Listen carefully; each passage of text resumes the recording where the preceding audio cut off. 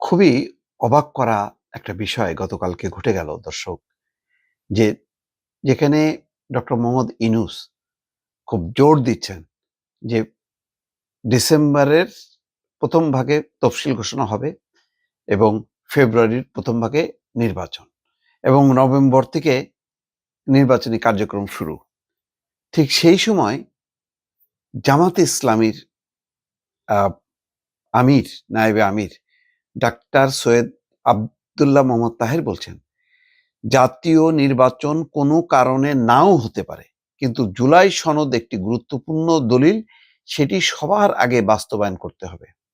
সবার আগে বাস্তবায়ন করতে হবে। দেখেন, শুধু জামাত না, একই কথা কিন্তু এনসিপির। কেমনিভাবে মিলে গেল এনসিপি এবং জামাত, যে তারা জুলাই সনদটা এত গুরুত্বপূর্ণ, নির্বাচনটাকে গুরুত্বপূর্ণ মনে করছে না। অথচ নির্বাচনের মধ্য দিয়েও কিন্তু জুলাই সনদ বাস্তবায়ন করা যায় এবং সেটা সবচেয়ে আইনানুগ পথ, যে পার্লামেন্ট হচ্ছে সার্বভৌম। কিন্তু আগেই বাস্তবায়ন করা, আগেই হচ্ছে একটা আগে বাস্তবায়ন, সংসদকে পাশ কাটায় কেমনে বাস্তবায়ন হবে, এটা কে আদেশ দেবে, কে নির্দেশ দেবে, সেইগুলির বৈধতা যদি জাতীয় সংসদে চ্যালেঞ্জ হয় বা কোর্টে চ্যালেঞ্জ হয়, সেটা কিভাবে হবে? তো দুই রকম বিষয় হয়ে গেল।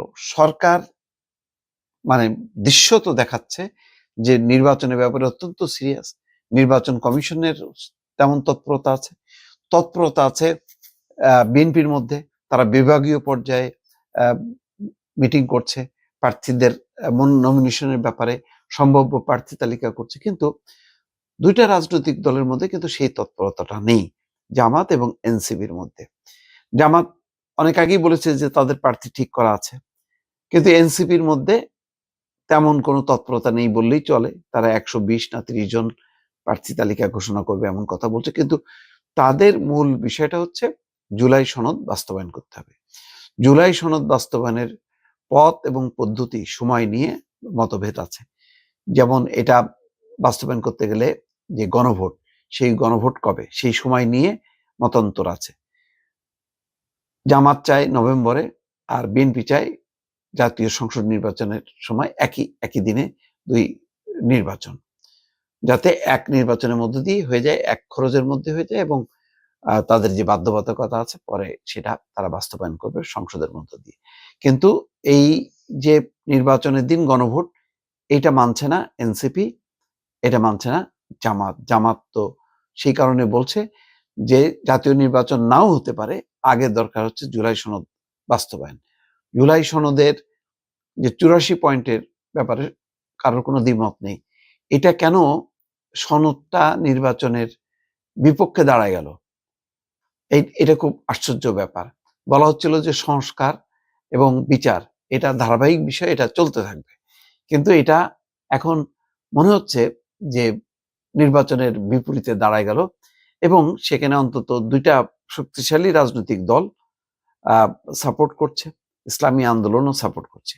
আর এক প্রান্তে আছে বিএনপি, বিএনপির সাথে কিছু রাজনৈতিক দল। তো বিভাজনটা এত বেশি স্পষ্ট হয়ে গেল যে শেষ পর্যন্ত নির্বাচনের ভবিষ্যৎটা কি দাঁড়াবে। প্রধান উপদেষ্টার বক্তব্য সত্ত্বেও, যেহেতু রাজনৈতিক দলগুলো মূল এখানে রোল প্লে করবে, সুতরাং রাজনৈতিক দলগুলোর মধ্যে অন্তত প্রভাবশালী ২-৩টা রাজনৈতিক দল যদি নির্বাচনটার চেয়ে জুলাই সনদ বাস্তবায়নের ব্যাপারটা যেভাবে গুরুত্ব দিতে চায়, যেই পদ্ধতিতে, সেই পদ্ধতিতে বিএনপি রাজি না। ফলে একটা গতকালকে থেকে কিন্তু আবার একটা দানা বাঁধতে শুরু করলো, সন্দেহের দানা, যে আসলেই কি সম্ভব হবে, নাকি এমন একটা রাজনৈতিক পরিস্থিতির দিকে যাচ্ছে যাতে নির্বাচনটা নাও হতে পারে। দর্শক।